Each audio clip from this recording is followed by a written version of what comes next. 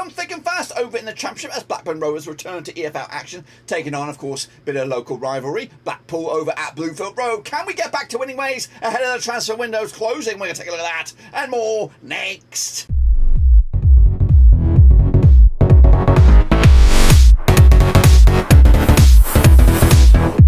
That's right, folks, back once again with another prediction video. That's right, folks, back once again with another match preview. Look forward to Blackpool taking on Blackburn Rovers at Bloomfield Road, and we'll get to that in just one second. If you know where you've been, smash your subscribe button, bang update all things Rovers related, Championship related, World Cup related later this year. That's right, of course, Rovers coming into this game on a bit of wobbly form, and of course, we are still none the wiser of what's going to happen to big bad boy Brereton Diaz. Has he played his last game for Rovers, or will he be featuring this coming midweek? We'll take a look at all of it in a second. Of course, big shout out to the VIPs. They are, of course, the Patreons. You know who you are. But of course, before we get in the deep of the matter, of course, don't forget to vote best. We're looking for some votes in the best.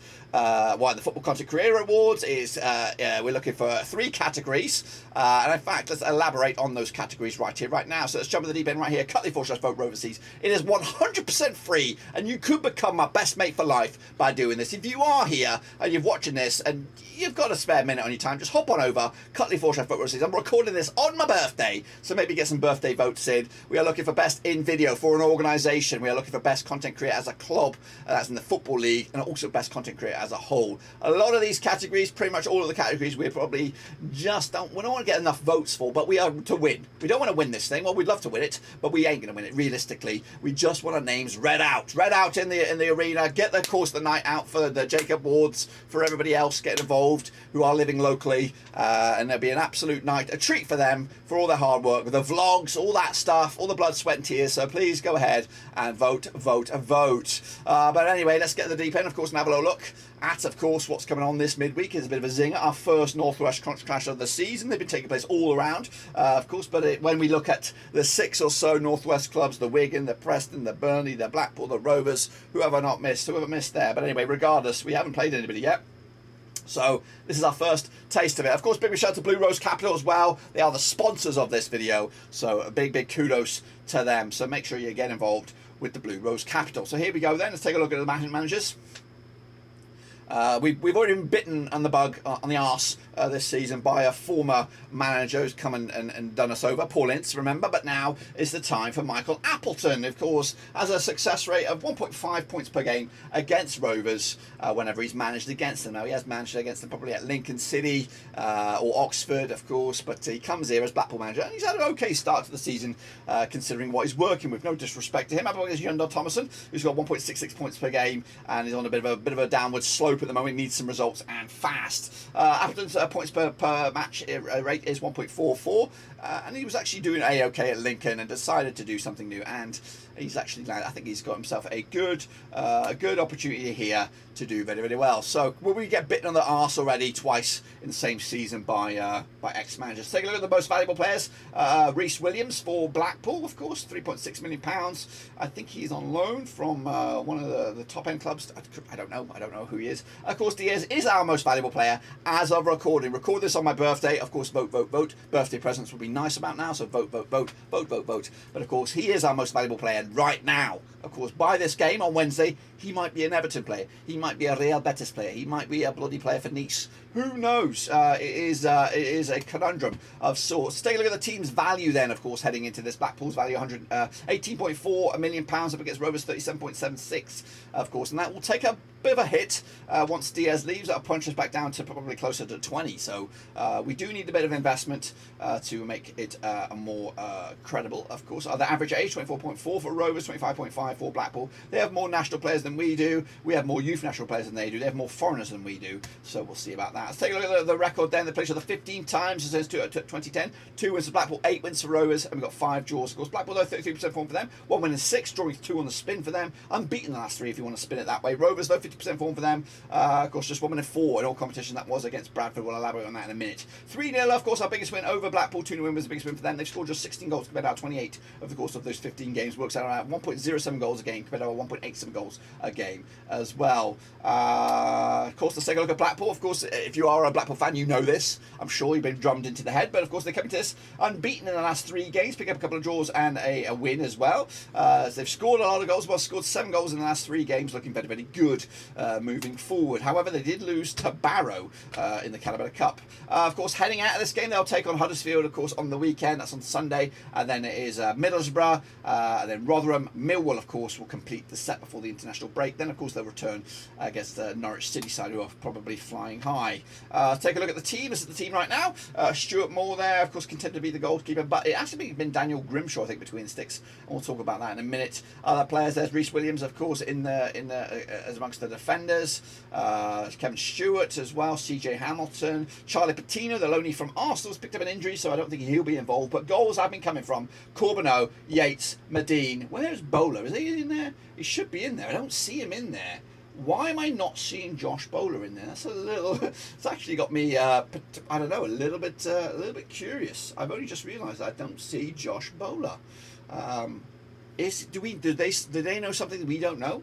And that is an underlining topic here. Of course, a lot of Rovers fans want Bowler because his contract is expiring at the end of the season, so he may be sold this week. He may not be involved in this game. But anyway, Shane Lavery up there, Jerry Yates got goals, and Gary Medine as well. Theo Corbeau's coming in on loan as well, and he's also been banging in some goals. Take a look at the key men for Blackpool then this season. Josh Bowler up there, 7.3 average. Daniel Grimshaw as well, kept at the back. Medine, Corbeau, and then the chasing pack as well. How about the starting lineup? Well, I've gone with this. I've gone with Grimshaw, Tomo at the back there, Williams, Ekbita at the back with Lawrence Gabriel on the right hand side, Connolly Dougal, Yates, Lavery, Bowler.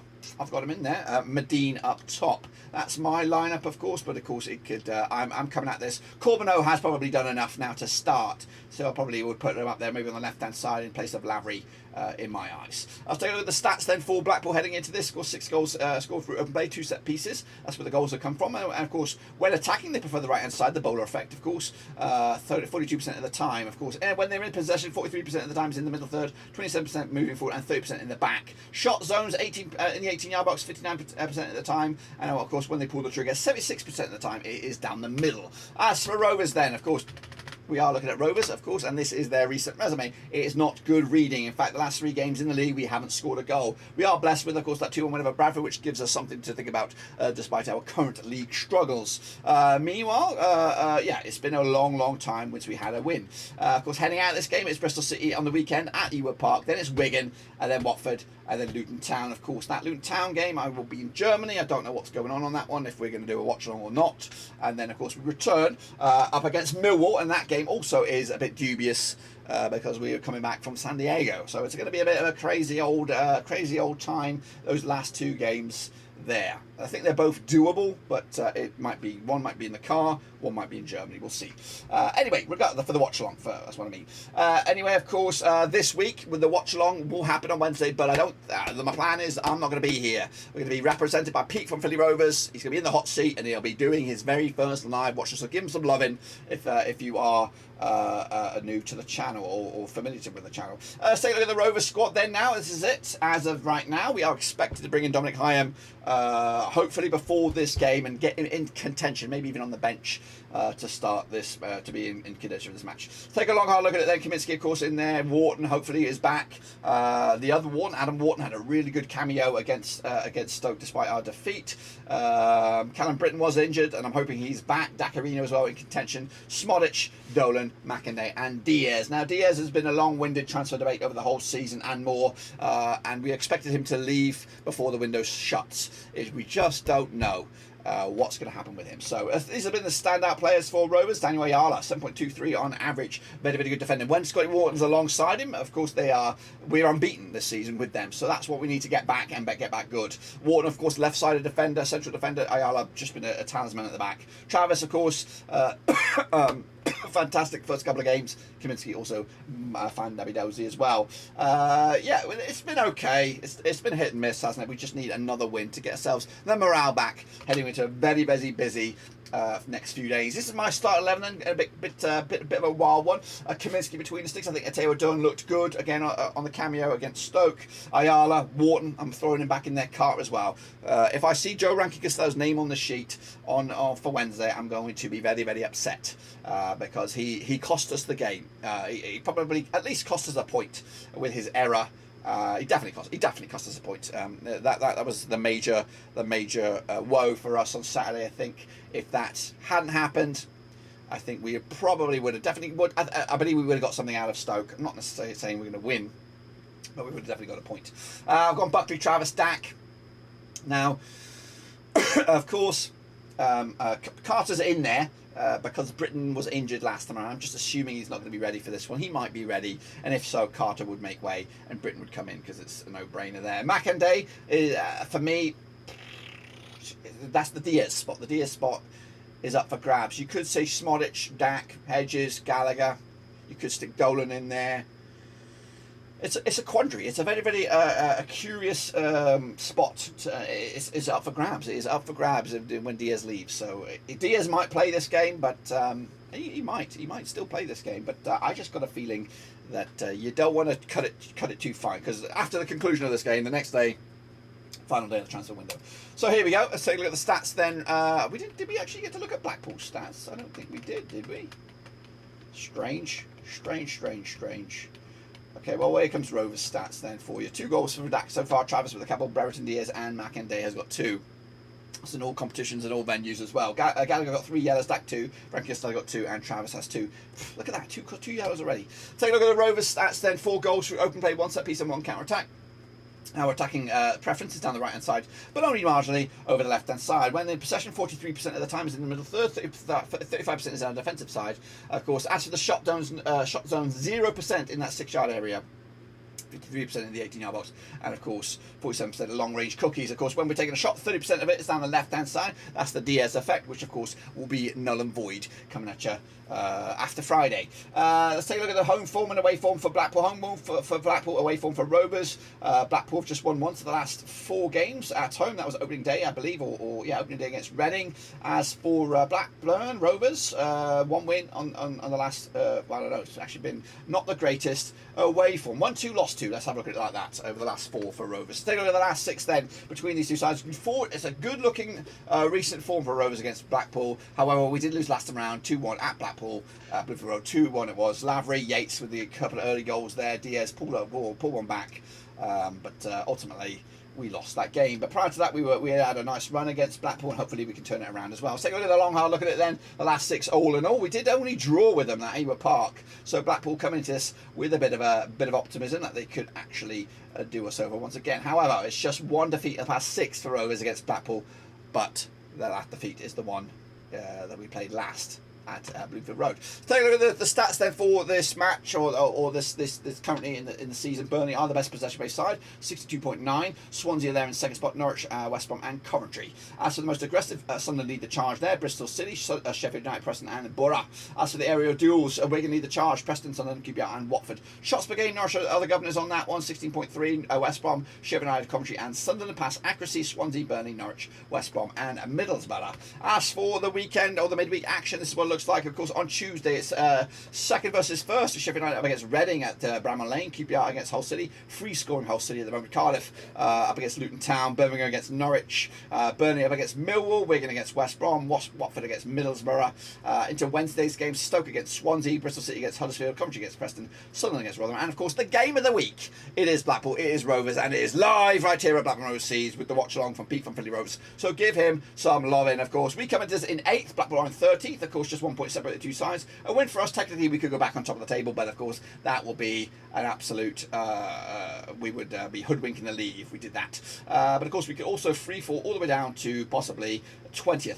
Depending on what goes on elsewhere with, of course, goal swings and all that. This is the journey so far for us. We were first, and we've, of course, free fallen now down to 8th. Blackpool, of course, a bit of an up and down start to the season, of course, as they try to steady the ship. As for the top goal scorers right now, is Esteban leading the charge with 7 goals. Josh Sargent's up there in second, with Brownhill with 4 goals as well. Sims has got 3, Stewart 3, Godden 3, Ndai 3, Willock, Wyman, Conway the same. As for the assists, Barcelona leads the charge, Dianganga, Chair, Thomas, and Edges are finally, of course, a bit of love that way. So, of course, that will give you pretty much all I've got for you for this one, except for a prediction. I'll get to that in a second. Of course, don't forget to vote. cut/vote Roverseas. Get our name in lights. Best content creator, best club content creator for the Football League, and also best in video for an organisation, of course. But what about my prediction then? I'm going to go with my gut here. My gut says we will get something out of this game, with or without Diaz. I think it's going to be a draw. I'm going to go with a draw. I'm going to go 2-2. I don't know where our goals are going to come from, but I feel that we have to get something out of this, and hopefully buoyed on by the return of some defenders. Whether it's Dominic Hyam straight into the squad, or Callum Britton coming back, or Scotty Wharton as well. So I'm hoping that our defence is back, and if so, maybe, just maybe, we'll get the better of them as well. But again, concern still remains is for the rest of this week, what's going to happen? Are we going to replace Diaz with an actual decent, ready-made replacement, or are we going to have to start again with somebody raw who yet to really kick on? That, of course, will all be answered come Friday this week, so we'll see about that. But of course, this game takes place on Wednesday, so goals are going to come from somewhere, and we'll have to find out where that is. Anyway, make sure, of course, you get your love in, and of course, smash your subscribe, smash the thumbs up, smash the little bell. But until then, guys and girls, that's all I've got. Until then, let's be safe, and of course, come on Rovers, and don't forget to vote, vote, vote.